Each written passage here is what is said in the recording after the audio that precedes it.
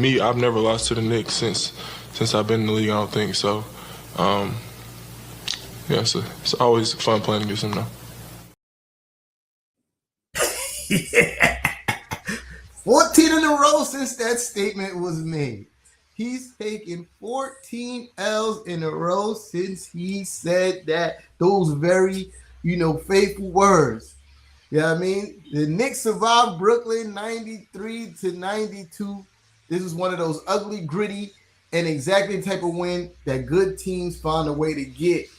But let's be real. This didn't start pretty. The Knicks dropped just 14 points in the first quarter, their lowest scoring quarter in the entire season. But somehow they found a way to flip the script. Pat dominated with 26 and 15. Brunson had 8 assists. The Knicks won the rebounding battle 52-40. But let's not forget, this was Mike Brown's 500th win of his career.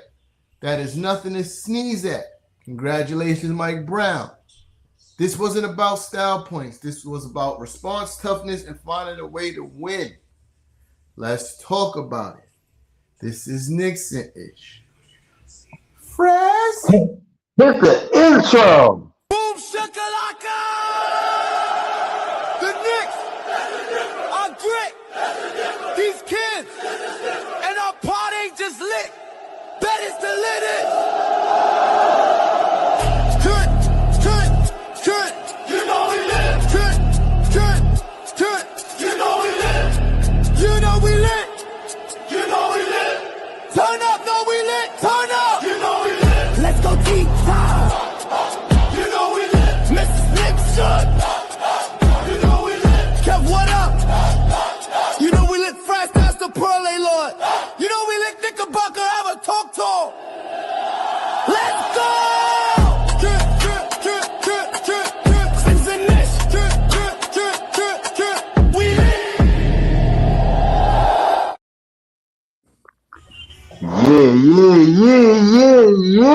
Yeah. Live and direct once again on your YouTube screen. It is your favorite Knicks N Ish panel. And of course, y'all know the vibe because I am the one and only Parlay Lord, aka Crash Taz, here in the building with the Knicks N Ish panel. Never limited to, but always including the First Lady of Knicks N Ish. Mrs. Knicks is in the building.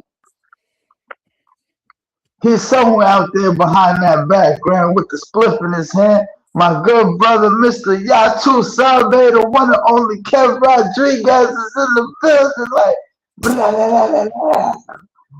Yeah. And I need to hear 3 words.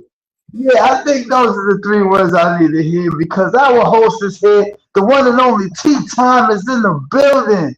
So, as always, my good people, press like for your favorite panel. Sharing is always caring. If you're new, make sure you hit the subscribe button. Make sure you hit that bell. Set it to all so you get all notifications when Knicks N Ish goes live. Do remember, also, if you want your comment, question, or concern highlighted on the show here, we will literally stop what we were doing and talk about your comment, question, or concern. Hit us with a super chat. And don't forget, if y'all loving the merchandise we got, especially the Parlay Lord hat, the Knicks N Ish sweater, or the t-shirts, the Brunson on Fire hoodie, go ahead and check out the Knicks N Ish Shopify and cop yourself some merch, you heard? But of course, housekeeping. Who's here in the comments? Let me see who's here. Michael Pringle is in the building. Shout out to you for the pull-up. And of course, you know it wouldn't be alive if our day one good sis Darlene is in the building. Shout out Darlene as always. You know what it is. You know what I mean? On the regular. Who else we got? Randall, salute to you, my good brother. I know you always pulling up, man. We see you out there, man. You know what I mean? But hey, let me set the stage real quick and then we're gonna let the panel give you their initial thoughts on the game. The Knicks, in a very, very abysmal performance tonight, find a way to extend the win streak against little brother Brooklyn Nets to 14 games in a row. 93, 92. New York Knicks over the Brooklyn Nets. Come on, panel. Give them initial thoughts. Sis, you can start us off tonight. Ass. It was straight ass. This game was terrible. I don't care that we won. It has been game after game after game that we start slow. Again, to a team that is not on our level. And we struggled all damn game. And this shit is annoying. It is completely unacceptable. The fact that we only had 22 assists against this trash ass team is not cutting it for me. Turnovers, terrible, terrible. Didn't take care of the ball. I mean, realistically, thank God for Cat. Thank God for Cat. And thank God Mitchell Robinson plays defense. Because if they would have hit another damn shot, this would have been a whole different show. But yeah, I'm not okay with this shit. I mean, man, they're nowhere close to in our league, and we only beat them by 1 point. It's not okay. Yeah, I would have to agree with a lot of that. Cav, talk to me.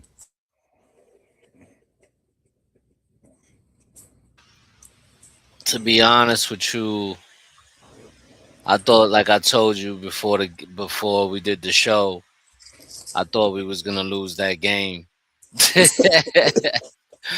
when I said, the cardiac Knicks are back. They found a way to come back and almost give us all a heart attack. When that guy hit that 3-point shot, I said, "Oh my God, what is going on? Why is this happening right now?" We went 5 minutes, I think almost 5 minutes without scoring a bucket. I think they went on like a 12-0 run, 14-0 run 15. on a 15. 15, No, 17. 17. 17-0 run. And we couldn't get no stops. We couldn't make no shots. We just kept chucking 3-point shots. That to me was uncalled for in a situation like that against a fucking, like you said, Anna, a bum ass Nets team. Until JB finally went to the cup and scored that 2-point shot to break the ice. But I think the guys would tell you themselves that they got to do a better job at starting fast, not wait until like the second half, because I feel like the Nets had control most of the first half. Um it took for the Knicks to come back in the second half and make adjustments, and then they went up 12. Which after that, I kind of thought that we should have like straight packed them up. We should have kept our foot in the gas because what we was doing was working. I don't know why it stopped, and then all of a sudden we started missing shots, and the Nets started taking advantage, and you know to the point where they almost won this game. If it wasn't for Mitchell Robinson making that defensive play toward the end to smack the ball away, to force them to make a bad shot, it could have been a different ending. So I feel like the guys gotta, one, start off the game at a quicker pace, more aggressive, and two, you gotta finish the game off at a better play, better than what you did tonight, because I'm gonna tell you this, bro. If we face one of those playoff teams in the playoffs, we might be one and done. We might be one and done, bro. So, guys, these guys got to play better. It's about that time, bro. This is not, you know, we're not 20 games in anymore. You know what I mean? Like we like, I think what, 11 games left, 12 games left now? Something like that. Right. Yeah, Fries, holla at me.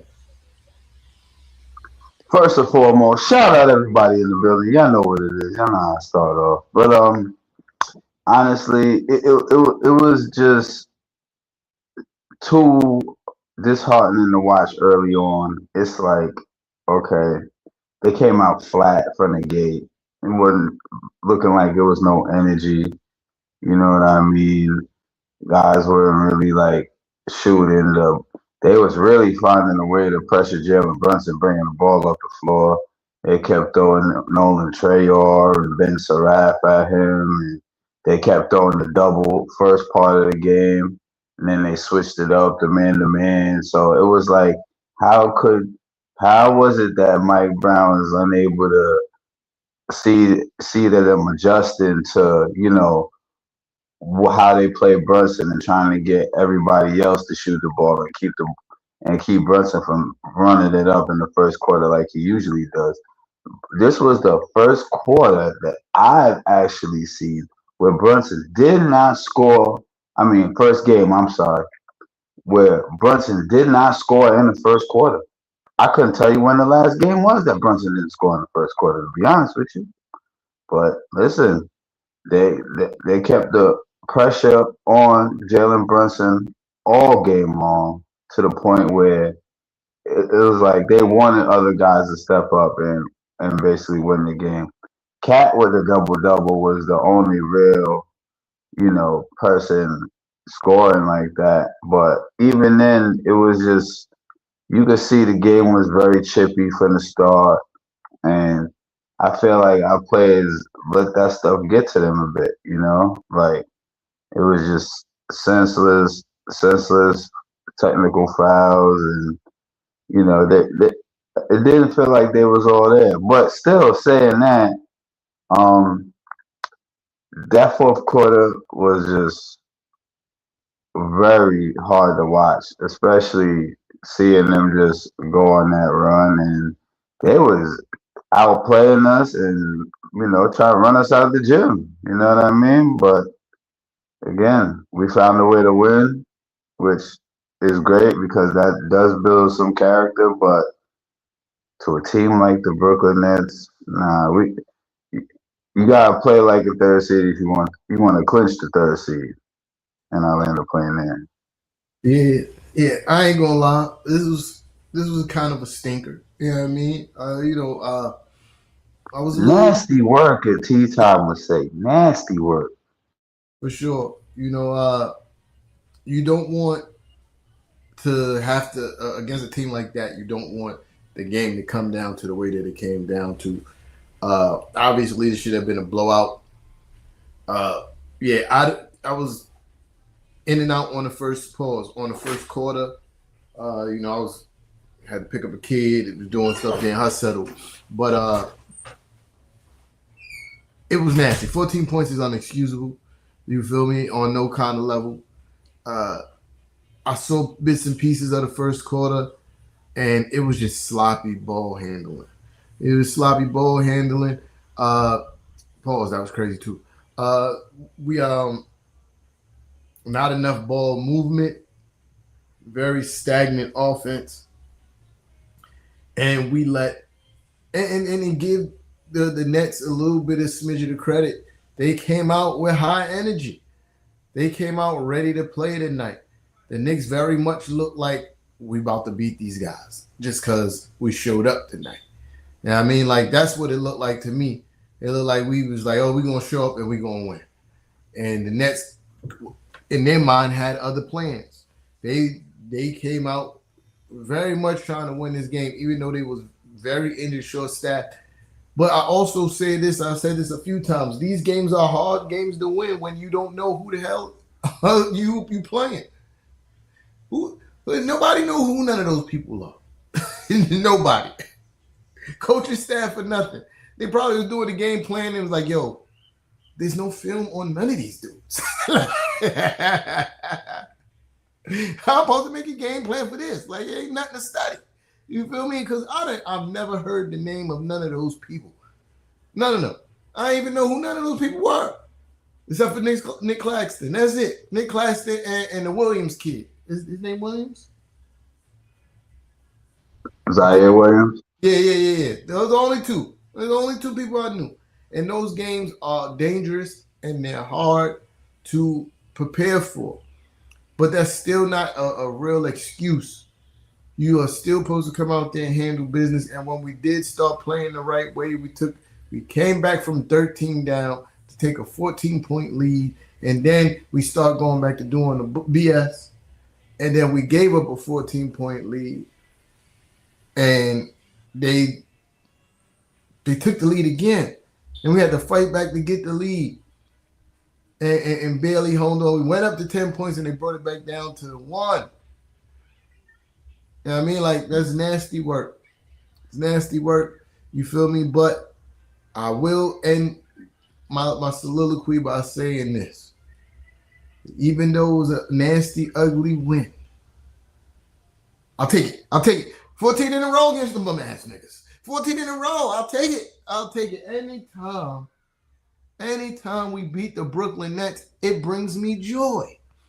And I see y'all in there. Oh, this is a horrible win. Yeah, I get it. I get it. But at the same time, fuck the Nets. I need the W. 1-point win, 40-point win. Fuck the Nets. I'll take the W. Let's go, Knicks. 14 in a row. All day. Yo, the last time the Nets beat the Knicks, right? It was 2023. This is 3 years of ass whooping we've been handing out. In 3 years. RJ Barrett and Emmanuel Quickly and Obi Toppin was still on the team. And that almost feels like forever ago. That was the last time we lost to the Nets. This is the second sweep of a full season sweep in a row. It's beautiful. I get it. We want to win, and we should have won big, but at the same time, I'll take the W, 14 in a row. Every Brooklyn Net fan got to look the other way when they see me, and I love that. I love that for me. Yeah. What's good, Knickerbocker Ave? Shout out for you for the super chat. Yeah, I mean, yeah, you know, shout out to the good brother Knickerbocker Ave for the super chat. But yeah, you know, we got to take the W, right? Oh, I thought I had my questions up on the screen. My bad, y'all. Which one? 22 turnovers, but still get the win. Is this a sign of a good team, or is the problem waiting to catch up with them? Kev, holla at me. I think it's a problem waiting to catch up with them. They got to do a better job at, protecting the basketball. Now that it's late in the season and we are a so-called contending team, once we start playing these good teams, bro, they're gonna start taking advantage of situations like that, especially against a team against like Detroit or the Cavs, or you don't want to start making all these kind of mistakes at this time of the season. It's time to play perfect basketball from here on out. So I would suggest the Knicks within these next 10 games to start, figuring out how to protect the basketball a little bit more, because it's too late in the season for all this.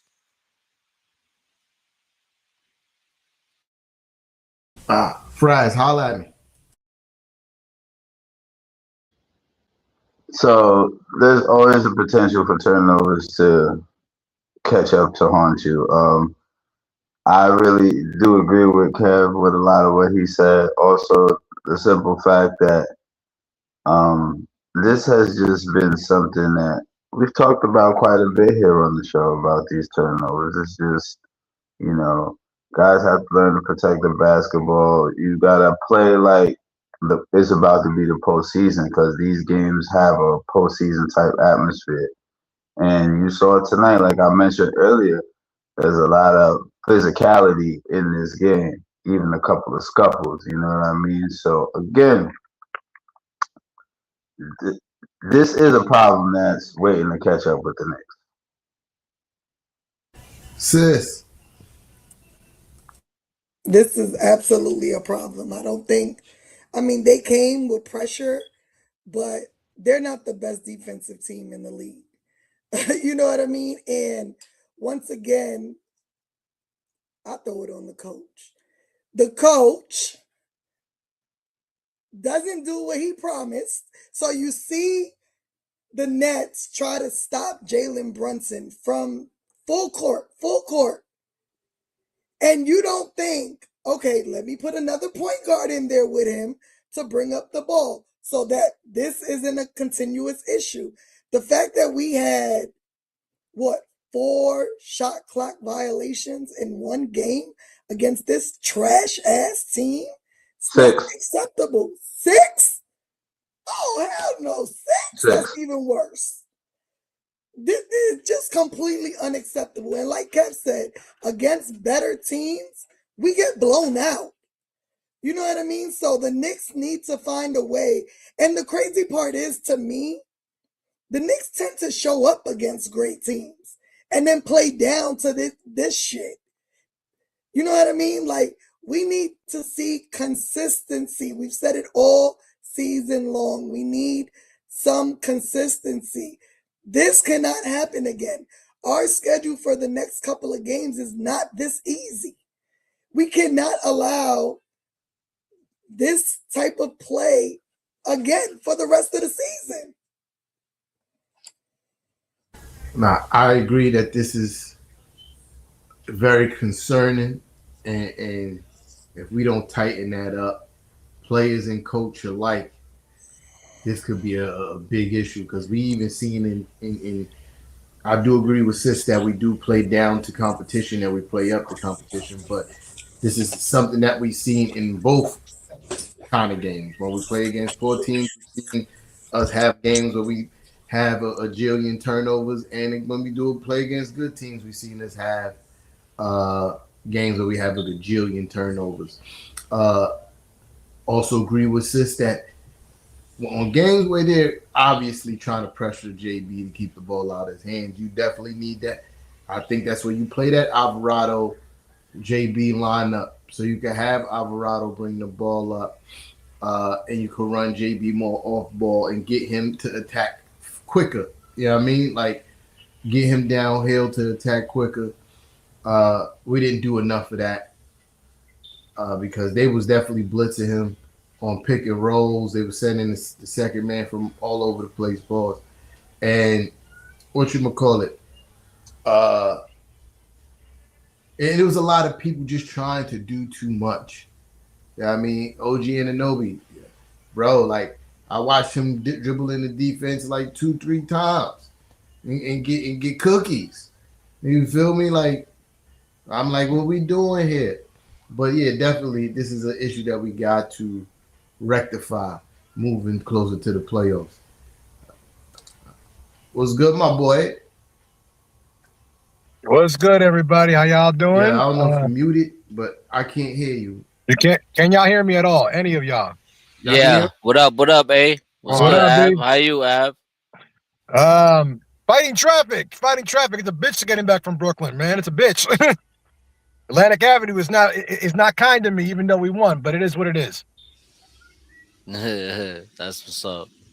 So, I tuned in the second we got out of Barclays Center. I was at the game, and I will say this. Look, I feel everybody's frustrations right now. This was a possible trap game, in the making. Brooklyn definitely came out with that energy tonight. Brooklyn fans, started to really feel themselves in the building. But I will tell you this.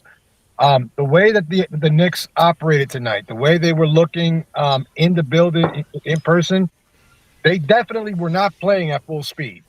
They turned it up when they needed to, but from what I've gathered over the last couple of games, because obviously we come on these shows, we beat these bad teams, and we're already thinking like, yo, it's becoming a problem. It's becoming a problem. I really feel like the Knicks are kind of mailing it in all the way up to the playoffs. Tonight, I didn't see that same kind of energy and effort up until you saw that in the mid-second quarter. and all the way to the third quarter where they turn that 13-point deficit, into a multi-point lead. I honestly feel like the Knicks right now are in coast mode. They know that they're going to the playoffs. They know they're pretty much secured in the top 4 seeds. It would be nice of them to catch Boston and being number 2, but in all honesty, Brooklyn just had the energy tonight. They were playing with house money. They didn't have anything to lose. They lost. That's 14 straight. They win. They snap a 13. Like T said, they'll break a 3-year jinx against them. So they had nothing to play for. The Knicks had nothing to play for. Fortunately for them, they just have enough talent and enough guys in there that they can close. What I did like to see was in that fourth quarter, you saw a lot of JB and Cat action. You saw them two feeding off of each other, and I'm willing to bet that you're going to start seeing that a whole lot more, especially in that Sunday game against Washington, because Washington, también their ass. But when you start seeing them in Oklahoma City and in Houston and in Memphis, to close out the season before they close out against the Chicago Bulls, next week, I think that you'll start seeing more and more of that JB Cat action that we've been wanting to see just in time for the playoffs. And, who knows what Deuce McBride, because, we did see him, at shoot around, we did see him, take a little bit of contact, but I'm loving the fact that, the Cat is between him and JB, you're starting to see some of that tandem action that we've been hoping to see for now 2 years. Is this going to develop and be a weapon in the playoffs? That remains to be seen. But I think that right now, the Knicks are kind of in coast mode. This is the home stretch. They're not worried about playoff seeding. They're worried about just getting ready for the playoffs, because I don't think they really give a shit who they play in the first round. Whether it's Toronto, Orlando, the Miami Heat, I don't think they care. I think that they're at the point. But all your points are valid, especially Mrs. Knicks. All those points are valid. What would you, Mike Brown, do in the playoffs against an opponent that you're going to be playing 4 out of 7 times? What up, Jeremy?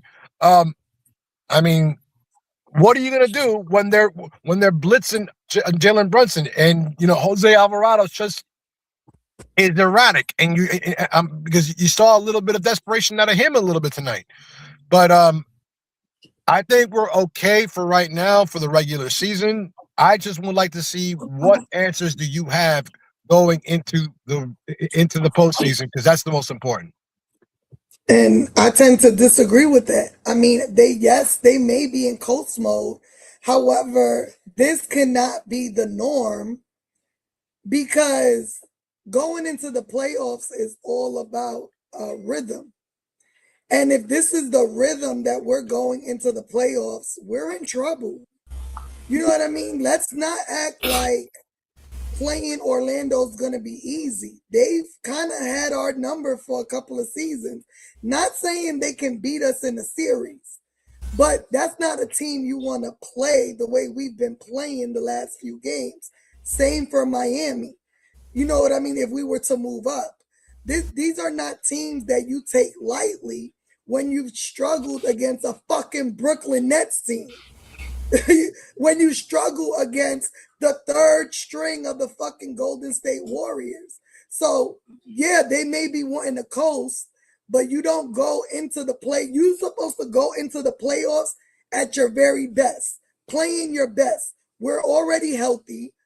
Barring anything, God forbid, happening in these next few games, we're pretty healthy.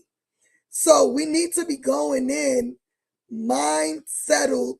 No one can fuck with us. And I don't see that from this team. Yeah. Orlando's ain't gonna be no slouch. But I also like we said earlier, I also feel like we play up and down to our competition.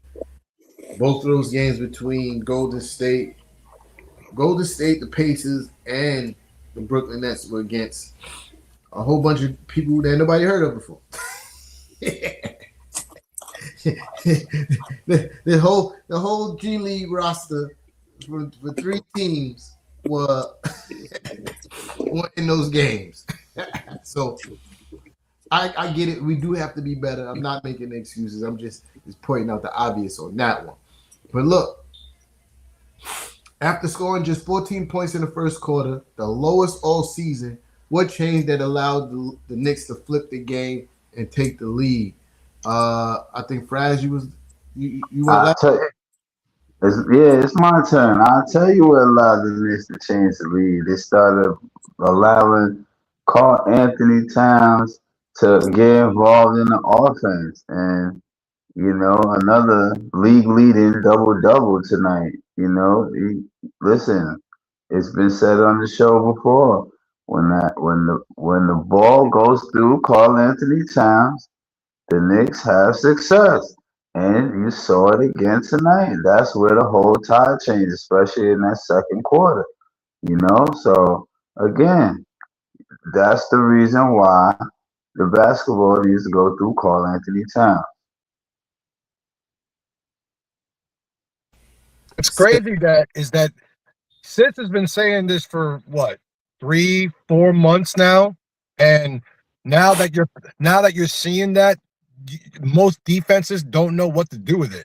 The opposition has no idea how to traditionally defend an offense that runs through their big man, especially a capable big man that can go inside and out and back and forth. A guy who can knock down the 3-point shot and stretch the floor and also can still bully himself into it. What I will say about Carl Anthony Towns that I am specifically proud of: when was the last time you see him get called for a stupid foul? Tonight. But on a consistent basis, you know what I mean, T. He's usually good for 3 of them a night, and for the last 2 months, he's been pretty much kept that under control. Yeah, he ain't been as bad though. Yeah, sis, holla at me. What was the question? After scoring the lowest points we scored in a quarter all season, what turned around to make the Knicks flip the switch? Attacking the basket. When you went, I forget what our 3-point shooting was terrible today. Right. Let me see. What was it? 8 for 29. Terrible. The Knicks started attacking the basket. Cat, right. OG. I don't know how many posters today, 3 or 4. Yep. Whole team posters tonight. Yeah. This is what you're supposed to do as a team. As a team, as talented as these Knicks are, play to your strengths. If the 3-point shot isn't falling, take it to the basket. Because who's stopping them? Who's stopping OG when OG's on a mission? Nobody. Who's stopping Cat when Cat is on a mission? Nobody. So why do we make the game so hard on our own selves? I don't get it. So that's what changed the game. Playing to our strengths. Yo, the cardiac Knicks, man.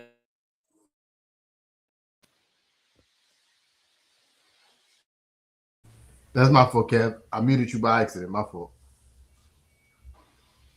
Oh yeah, so the cardiac Knicks. But yeah, I agree with Sis, man. Like, that's something that they should have been doing the whole game, just attacking. Because think about it, like who on the Nets are you really afraid of that you need to sit back and just chuck up threes all game long? You know what I mean? Especially when you're not making them. Who on the you can't tell me that Nick Claxton is a guy that you're worried about. You know what I mean? So I'm glad that they towards the end they started attacking the basketball, because that like Av said, when you seen that JB and Cat were working together, that was working. It was helping us win the game. You know what I'm saying? So hopefully from here on out they start doing that more, attacking the basket, moving the ball around, and maybe shoot less threes, maybe 35 threes. Yo, was good. Frankie Fingers was good, my guys. Yeah, you know what I thought about when when his sis was talking about OG dunking on everybody tonight. I was thinking about, I don't know if y'all watch Snowfall. OG Stinks. OG Saint. You know what I mean? Murders, bodies. That's what I was thinking about. But remember when they were doing that, that's when they went up like 12 points.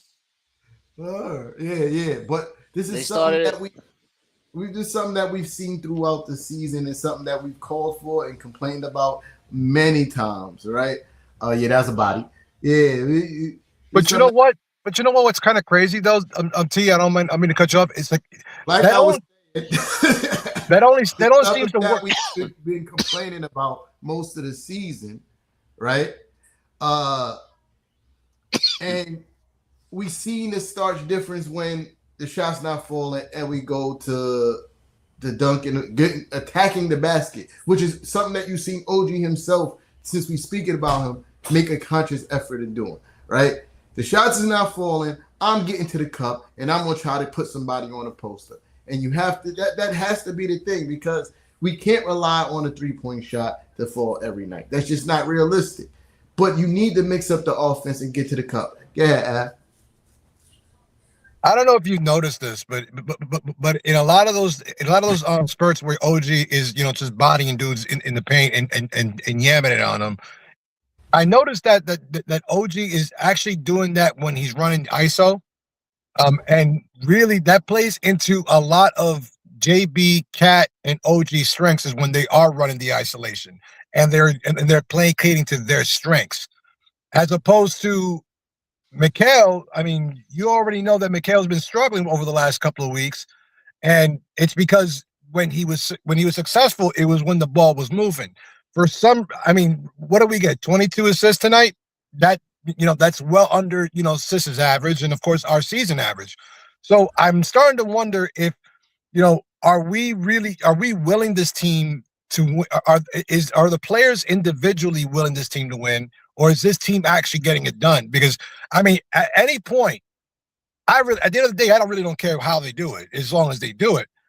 But do you notice that, like, the stark difference is that JB cooks when JB runs the ISO, Cat cooks when he runs the ISO, OG cooks when he runs the ISO, but then the other guys kind of get lost, and then and they just resort to the 3-point shot. I mean, I'm just throwing that out there for the panel. we've seen instances where everybody you mentioned cooked when the ball's moving. We've seen, like tonight, like OG had his worst offense when he was trying to ISO. OG was getting to the cup when the ball moved. They have to respect his 3-point shot. So it was a pump fake, and then he goes right by his defender to the cup. I wouldn't really call that an ISO, but we've seen JB play off the ball and have a very effective night. We've seen a Cat get the ball going downhill and having a very effective night. We can do it. We just don't do it often enough. That's the problem. And we also seen instances, to your point, where each person individually has taken over a game in isolation basketball and won. I just think that is not necessarily a thing that we have to do, but the opposite side, we don't do nearly enough, because we've seen them do it, and in great effectiveness at that. Like, when we do it, and not only the people that you mentioned eat, everybody else eats as well. But for whatever reason, we just go back to old reliable. I'm gonna get the ball. I'm gonna dribble. We're gonna get late in the shot clock. If I ain't got nothing, I'm gonna hand somebody the grenade and pray for the best. You feel me? See, and that's when I think coaching comes to play. And Mike Brown got to do a better job in emphasizing that, yo, listen, it's time to move the ball around, bro. he got to draw up some plays, do something, bro. You know what I mean? Make some adjustments, man, because you know you start playing the better teams in the What up, playoffs, bro. cuz? You know, what What up, up, cuz? Jimmy J, what's goody? You know, it's only gonna get worse. Teams are gonna start, and we're gonna have to be playing these same teams every other day. They're gonna start figuring us out. You know what No, I Yeah. that's a mean? fact, And Kev. Let me tell you, there was a play where they were putting pressure on JB as he was bringing the ball up. He passed it to Diawara, who stopped his dribble, and no one motherfucking came to help. Almost had a backcourt violation on that play. And that was a down the stretch important play. And I'm just like, you can't be serious. You can't be right. serious. Like in a situation like that, right, where you see that JB is getting attacked, like the way the Nets was attacking him, yo, take the ball out his hand. You was doing that shit early in the season when you was letting McCall bring the ball up, or Josh bring the ball up. You know what I mean? Or even Or Mo play, Diawara. You could, play Deuce and him, play Tyler and JB together. Like, what the hell? Yeah. yeah, move JB to the two, and then you could force him into them. Them quick somebody hit him with the wide open 3-point shot and then boom. You know what Yeah. I'm saying? Like switch it up, bro, because it's only gonna put pressure on the defense now because now they can't double team Jalen Brunson. They can't. They gotta So I play think everybody man to man. I yeah, think that it would be definitely different if the Knicks didn't play that 5 out stagnant offense on every single play. That Yeah. would, if they were moving around a whole lot more, losing their man, you know, from inbound all the way down, you would have that free flowing offense, and you would definitely find the open guy because I'm looking at the box score. Almost everybody went one for something for the exception of Diawara. He's the only guy that hit more than one 3-pointer tonight. But everyone else went 1 for 5, 1 for 7, 1 for 6, 1 for 5. Right. I'm like, and I mean, I'm Terrible. sorry. I'm looking at Landry Shamet, who got the start tonight. What was it? 1 for 5 from the field, 1 for 4 from downtown. So basically, 4 out of the 5 shots you took were all behind the arc. I understand you're a shooter; that's what you're supposed to do. But bro, the crazy thing is that your opposition knows that's what you're going to do. So how about we diversify the offense? But then again, him and Diawara are the only ones that are switching, moving from position to position so they can get to the 3-point shot. Mikal does it too, but Mikal has been so ice cold lately that that you can't really rely on that right now. You just have to kind of like diversify and start working that midi again, and even that's coming up flat. I don't know if Mikal is working through an injury or something. I'm not sure, but his shot looks so fucking flat. It's not. It's like it's blatantly obvious, and it looks like he's probably playing hurt. uh that I what's crazy because Av just mentioned, the 5 out offense. You would think we attack the basket and score more with that. Like, because obviously there's shooters on the court that you're sending everybody to the perimeter. You think we'll take more opportunities to attack the basket. But really, we only doing that so we could get somebody to almost be at the basket and pass up a layup for a 3-point shot, which is we did several times tonight, which was driving me crazy. I watched OG Anunoby literally get right in front of the hoop, jump up in the air, then turn his body around to pass it out into the 3-point line. And I'm like, yo, bro, that is a dunk or a layup. what are we doing? What are we doing? And like you mentioned, Mikal, he has to. We saw in the beginning of the season he was attacking the basket. The At basket, yes. one point, he Yes. get to the foul line more than he did his whole career at one point. And Hmm. for whatever reason, he just like, nah. Why do what works? Right. Why do what works? Let me just go back to stand behind this 3-point line and touch up these 3-point shots. You feel me? But I also feel like this is a combination between the player and the coach, because obviously that is what the coach is preaching. Because everybody does it, right? Like it's literally what the coach is preaching. So yeah, we just got to be better on all fronts. And when it comes to that, like to circle back around to the game, it was a rough watch. It was a rough watch because the whole time, all I'm thinking is this: these mofos better not lose this game. I wasn't trying to hear I wasn't trying to give no net fans no ray of sunshine or hope of light or nothing. But we gotta be better. We gotta be better. Like y'all said, we coming down to crunch time in the season. We down to like the last dozen games. We should be way more polished in this. But I also feel like a little bit we just coasting until we get to the playoffs. Feel like we coast until we get to the playoffs.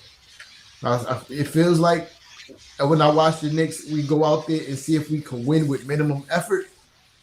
And then when we realize we can't, it's like, all right, let's turn up on these niggas.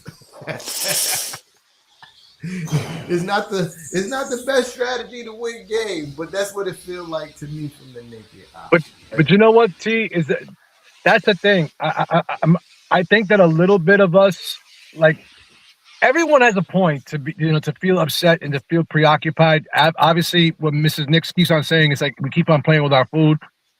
But if you look around across the NBA, not every, the top teams aren't blowing every single team out by 30 or more.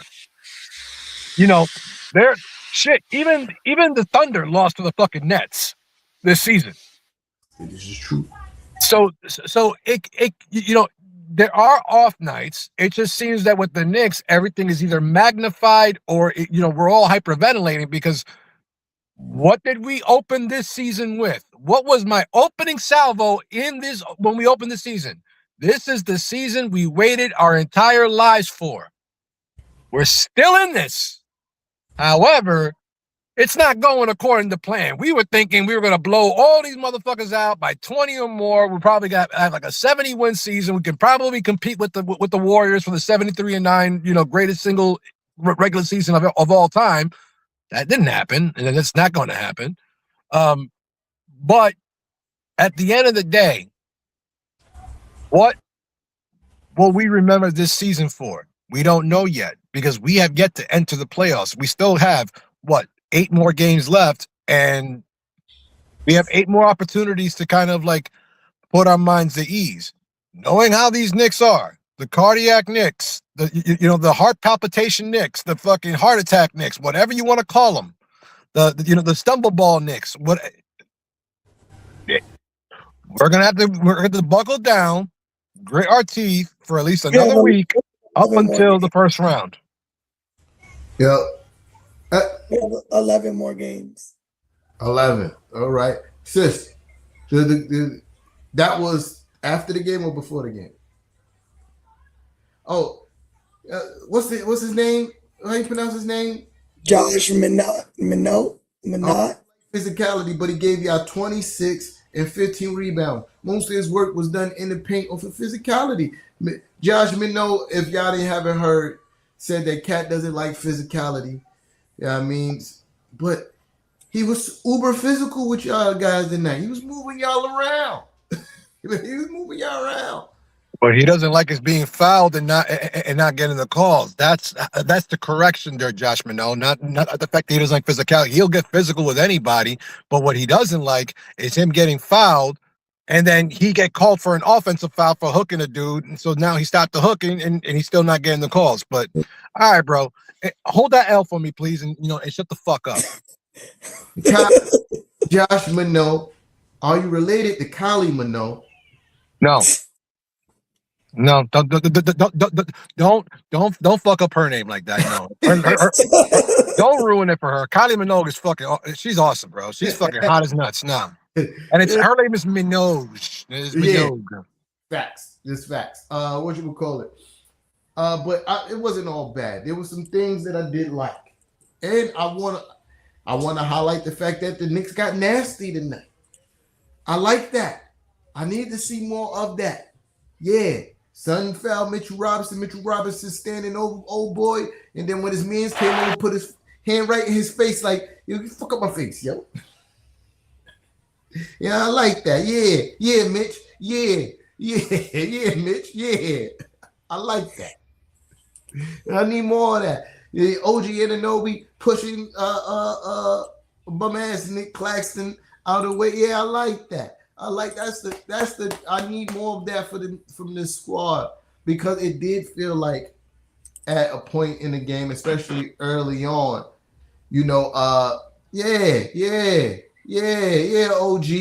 you feel me? But it did feel like a point in this game early on, like, I hate to use the term, but it did feel like the Nets was trying to punk the Knicks, right? And they looked around and was like, nah, I don't know what you heard, but this ain't that. And I like that. And that also was a point where the tide started shifting a little bit when the Knicks started getting a little bit nasty and pushing back, on the Nets and their physicality and their aggressive style. You know what I mean? And I think we need more of that, especially going into the playoffs. You have to stand 10 toes down and let these other teams know, like, yo, we not going. Like, I don't know what y'all think this is, but we not going. And I want to see more of that. Yeah. It's crazy. It's crazy though, because in that sequence, I was really saying it to I was saying to, the guy sitting next to me, it's like they trying to outgoon us, and I'm like, bro, y'all still New Jersey to me. Yep. You ain't gonna outgoon me, bro. Not in this borough, not in Queens, not in the Bronx, not in Crooked Letter I, not in Strong Island. No, you ain't going me, bro. Not happening. Yo. You want a bowl? Let's bowl, bro. It's exactly how we gonna do this. And so when Mitch had that incident, bro, a lot of us were ready to fight. A lot of us were ready to fight.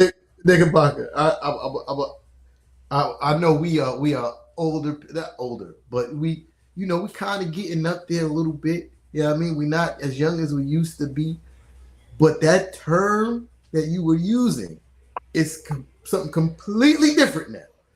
Yeah, my kids are rubbing off on me on that aspect. I'm trying to change my vocabulary so I don't say the nigga son or the other stuff that I used to say. So I'm trying. I'm saying gooning is a whole different term these days. And you was going gooning crazy. I don't know if you know. I'm still on my level 3 on my Rosetta Stone on the 2025-ish, 26-ish language. I'm gonna keep it PG as much as possible, but that means when you something else now. When you're in your alone time and you might be watching an adult video, that's what that means. Okay. Yeah, I'm just I gotta warn you, good brother. That was crazy. I'm from the 90s, folks. I'm from the 90s. Gooning means something else back then. Yeah. Oh, I understood you, but also, on the other hand, I've already been arrested by the Pause Police at least a number of times already. Nah, that's bad funny. But yeah, man. Like I said, sorry. Pause. Always good to get a W on. Yo, so I don't know if I missed out on something because my son woke up, so I kind of like stepped away. What was y'all talking about? I was talking about us showing a little bit of toughness tonight when it came to the getting in people's faces and letting them know like we ain't going. Oh, when Mitch pointed at homie's face, like yo. Yeah. And OG shoved Nick Claxton. Yeah. I like that. I need to see more of that. Yeah. I think it's something that we kind of lacked a little bit this season.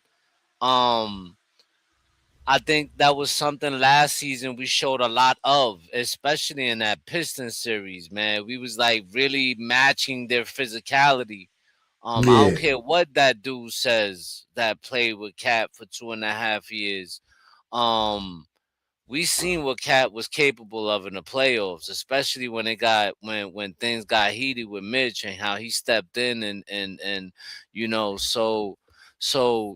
we all know, like, listen, on this panel we some of us thought, Cat was on the soft side, and he kind of showed us last year that he wasn't. You know what I mean?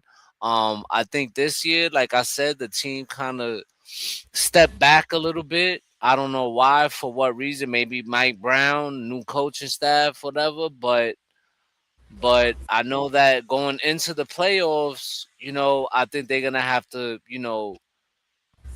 have this kind of energy because shit ain't gonna get easy, man. Like it's tough.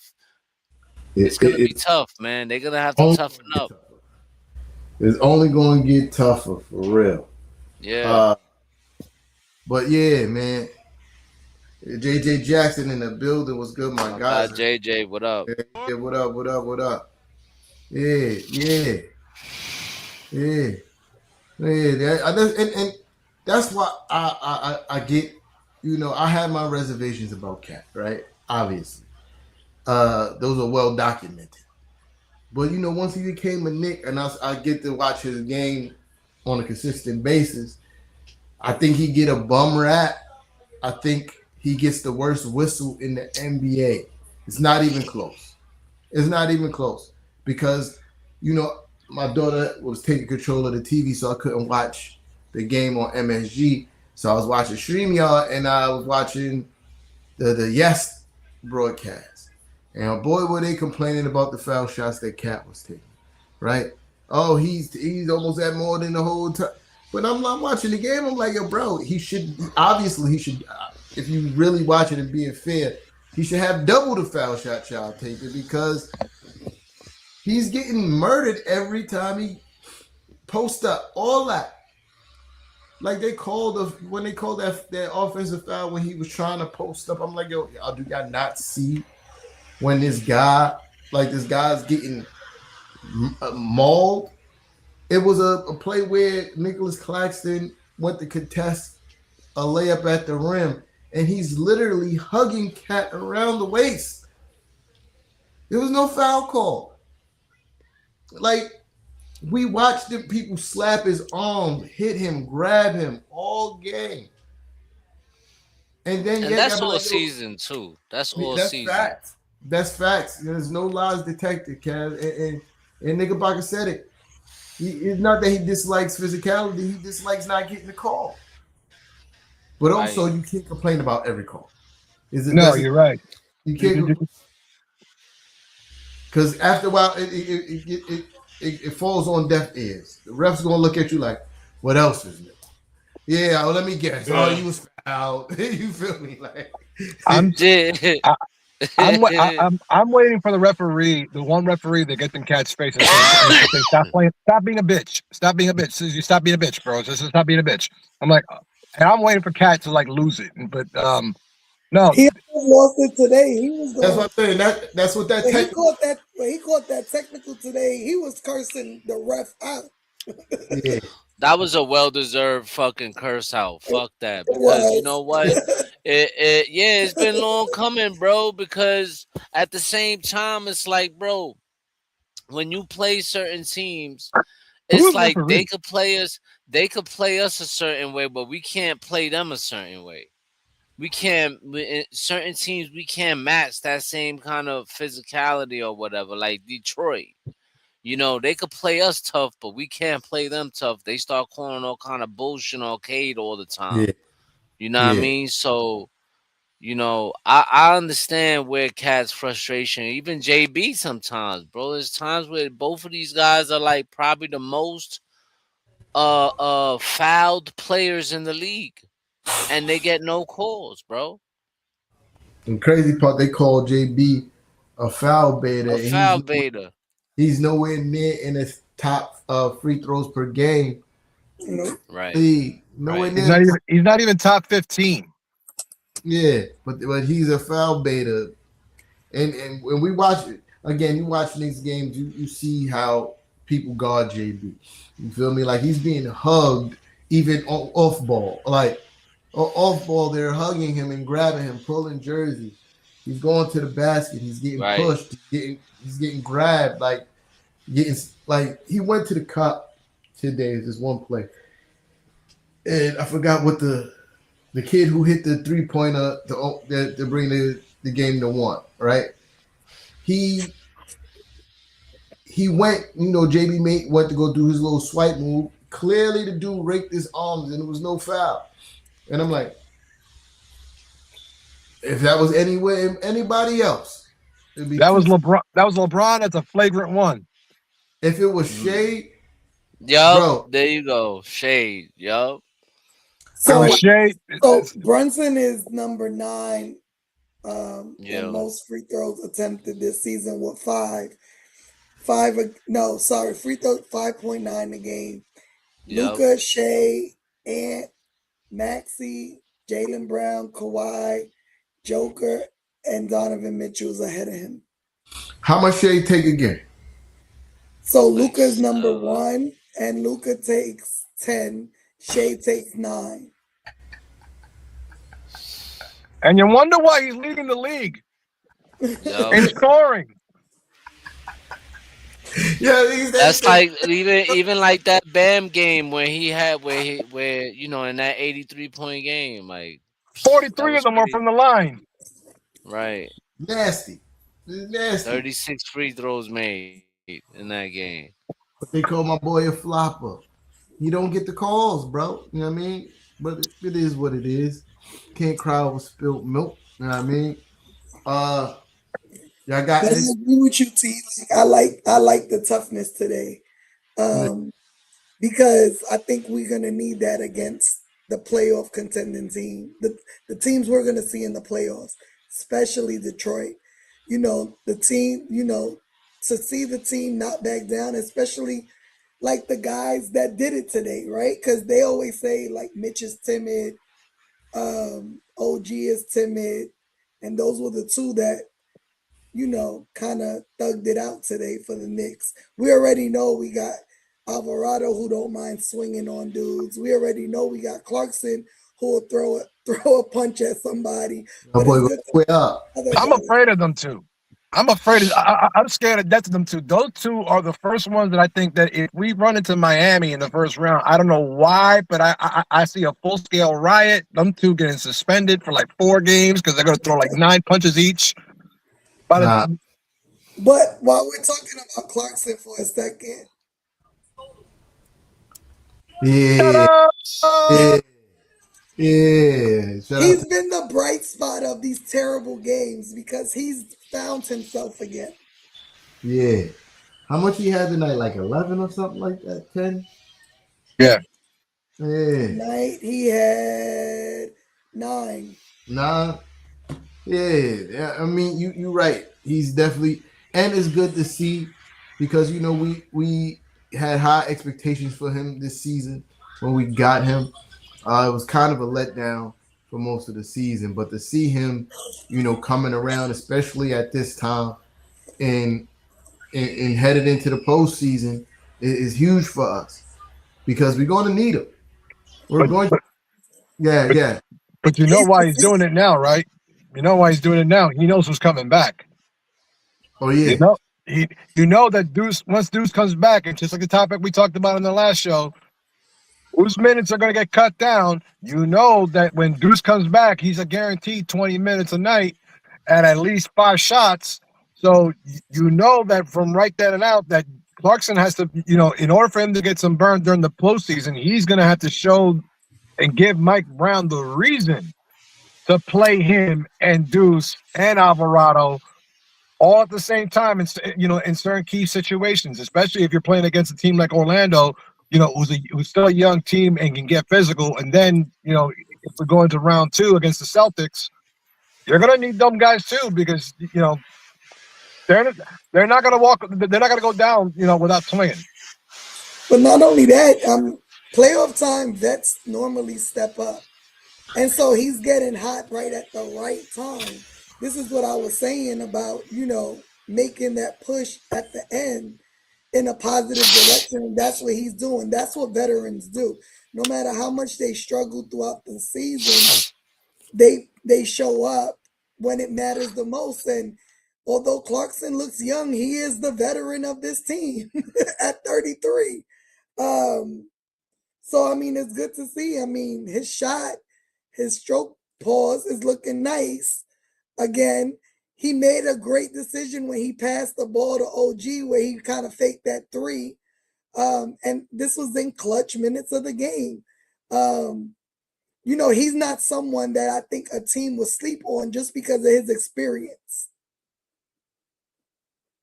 I agree. And something else too when we talk about minute distribution, something that you had to watch tonight is the Kumo D finishing the game. You guys called for it. You feel me? There's a few people on the panel that was like, yo, why wasn't the kid finishing the game? But do you think that was because Sherman got hurt? Maybe, but he's also playing really good. No, I agree. His decision making defensively has been great. Defensively and offensively. Yo, listen, man. Keep playing them. Keep playing them, man. Word. He was the only person except for Clarkson, because Clarkson was 1 for 2. He's the only person on the team that was 50% from the 3-point line, 2 for 4. Yep. Yeah. He's been the most consistent 3-point shooter in these last 3 to 4 games. And then you add the fact that he's getting better defensively. He's making better decisions offensively. And he continues to grow the more and more he plays. Everybody need to watch their minutes coming off that bench, because Kumo D is coming for your minutes. I think that just goes to show you like what kind of job guys like McCall, guys like OG, Mitchell Robinson are key to this guy's development. You know what I mean? Because those guys are straight defenders. They know all about it, So, I'm pretty sure that they're feeding him all kind of information, plus what he already learned already. He's only gonna thrive from here on out.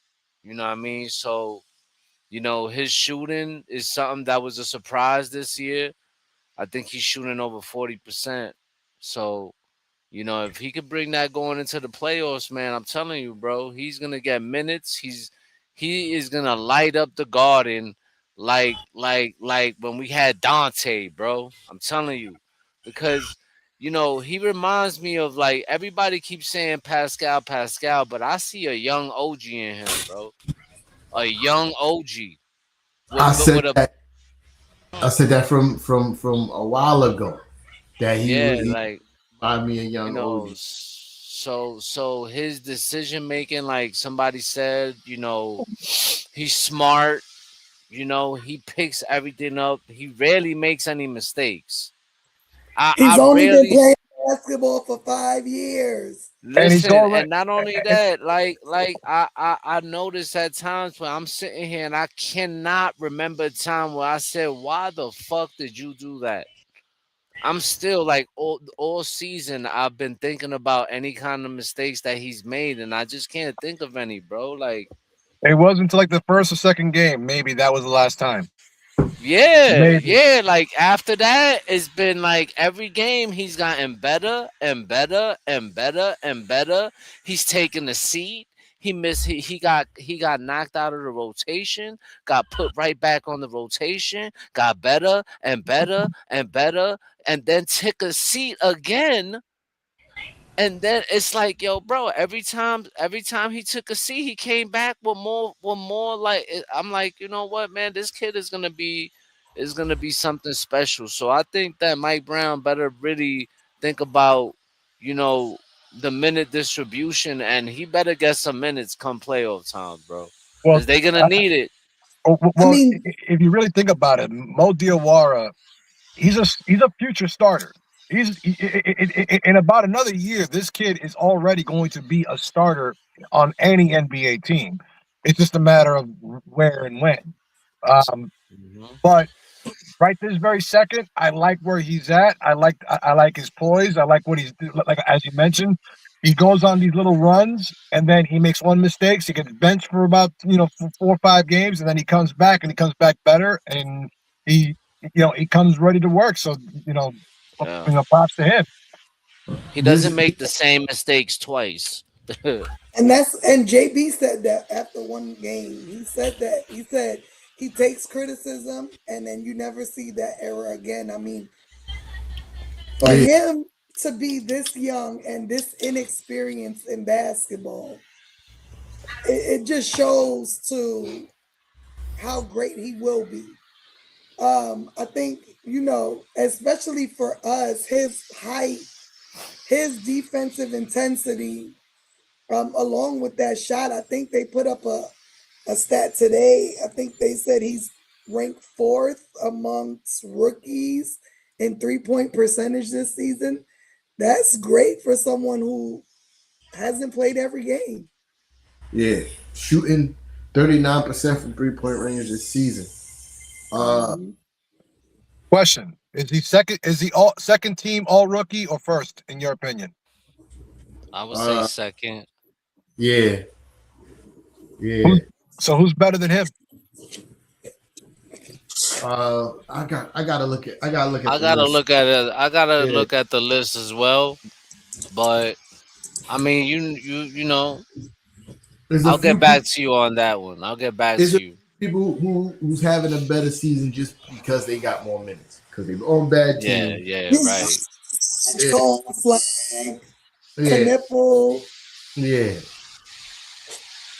Yeah, I agree with that. Those right there, all of those right there. And there's somebody else too. I can't remember, and it's all because they got more minutes, right? Right. Players like Kumo D.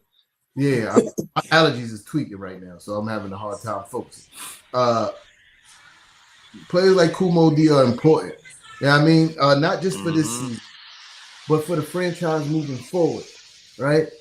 Because in the grand scheme of things, everybody's making a ton of money. It's going to become a point where you're going to have to find a way to cut salary. And you're going to have to continue to get these high-value players that play well above their contracts, i.e. a Deuce McBride, right? And how do you get those players?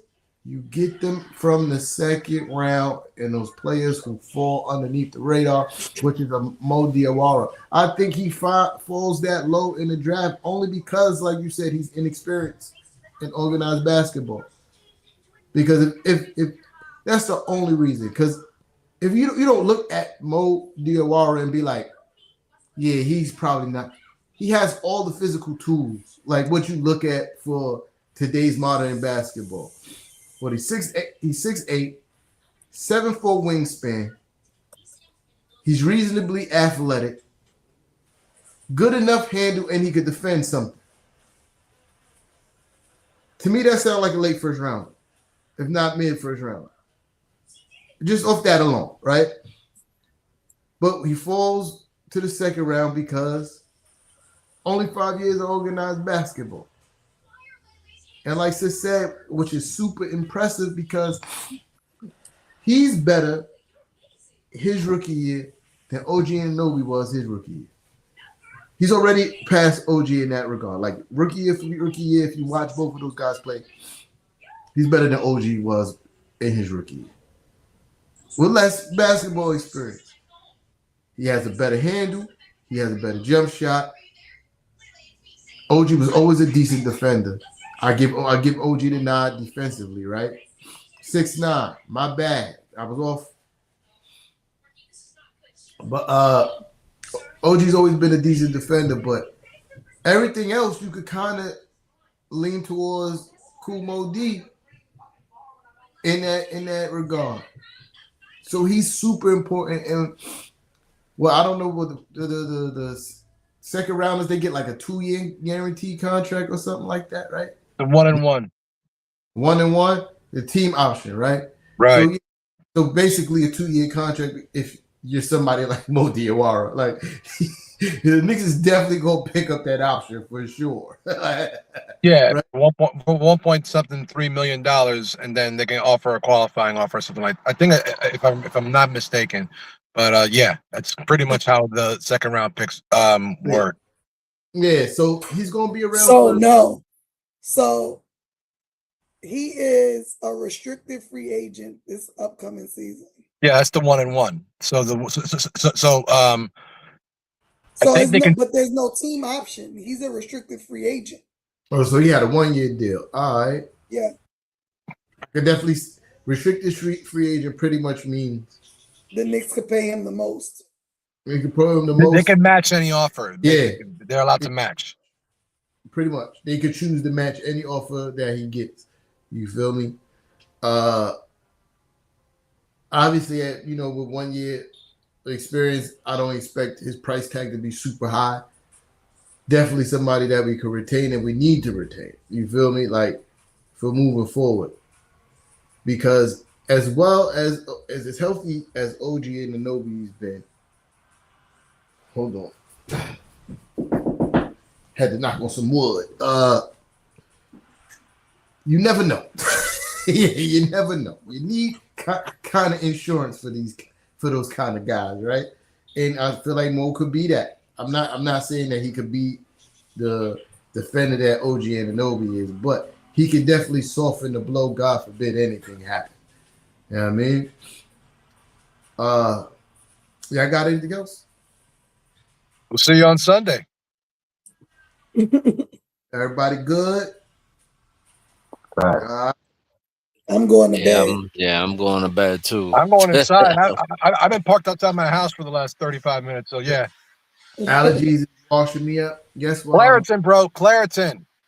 Claritin ain't gonna work until tomorrow. You want to sleep tonight, bro? Get some Claritin. It'll knock you out. Listen, Claritin ain't gonna knock nobody out. Claritin. Just smoke some bud, man. Smoke a joint. I got some still in the crib. Oh, okay. Y'all know what time it is.